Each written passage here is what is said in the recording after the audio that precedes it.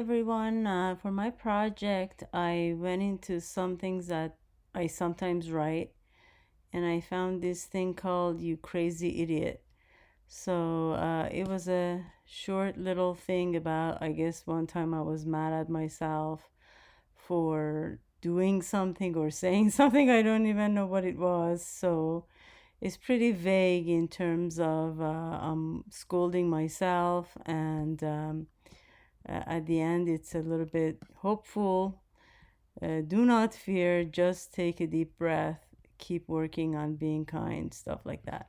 So I took this and I gave it to ChatGPT, and I asked, here's a story I wrote, and I wonder if we can break it down into, say, three sections and beginning, middle, and end so that I can make a storybook out of it. And Chat GPT was very nice, so broke it down into key themes, content. It said key theme is emotional turmoil, self-criticism, and intense regret. So and then it said that you could illustrate this with visuals of stormy skies, turbulent waters, or a figure in distress to reflect the chaos of the internal dialogue. So I figured it's getting kind of heavy. So I asked, what do you think I can call this story? And it said these names through the lion's den, or, from turmoil to trust. I chose, which one did I choose? I'm thinking title that is actually not telling the entire story, just a hook of sorts. So I told it that I did not like any of these. And it came up with more. And then I chose Edge of Silence. And then I said, do you think you can break down the story into pages that can correspond to images? And if so, what type of imagery do you think can fit in? And then it tells me, page one, and then page two, you put your head in the lion's den. Page three, obviously, you're uncomfortable. And then I went and I asked, it's also giving me an overall style of transition from dark, chaotic tones and stuff like that. But I said, I'm wondering if I can bring a more tangible character in this story. Say, the first person is a Chihuahua dog, and the person, and I have a typo here, and the person the Chihuahua is referring to is a cat that he has fallen in love with. I wonder what the transgression has been and what he has lost.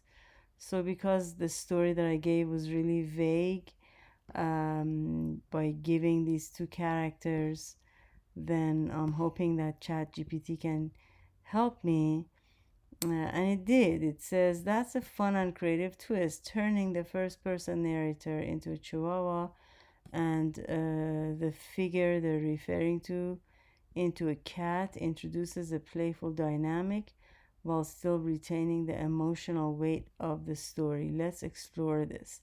So it goes in and talks about how small, feisty, over anxious, but deeply emotional Chihuahua, he wears his heart on his sleeve, and then the cat is elegant, aloof, independent. Talks about the transgression, it overstepped the boundaries, and so then it writes it down, breaks it down into page one, page two, page three. So it gave me the entire story, and it even gives me the imagery style. Use bright colors, exaggerated expressions, playful body language, kind of cartoony, I think. And I say, yes, this is fun. I will try to bring it to the visual life in Dolly. Dolly. So then I went to Dolly, and I said, I have a funny story that I generated on ChatGPT. I need you to create visuals for it. So I copied and pasted that story, all the pages in here, and this is what ChatGPT gave me, which I think is pretty fun. Um, and then I said, can you add a scenery to the background too?